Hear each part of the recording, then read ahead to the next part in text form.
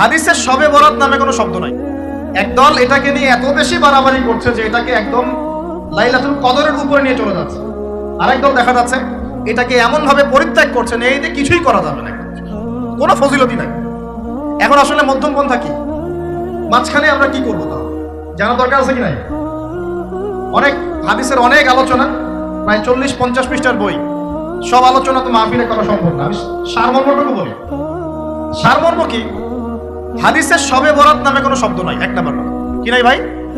শবে বরাত নামে কোনো শব্দ নাই। আছে লাইলাতুন নিসফু মিনা শাবান, শাবান মাসের মধ্য রজনী। শাবান মাসের মধ্য রজনী। শাবান মাস কি? উত্তর, নবী সাল্লাল্লাহু আলাইহি ওয়াসাল্লাম রমজান মাসের পর যে মাসে রোজা রাখতে বেশি গুরুত্ব দিয়েছেন তার নাম শাবান।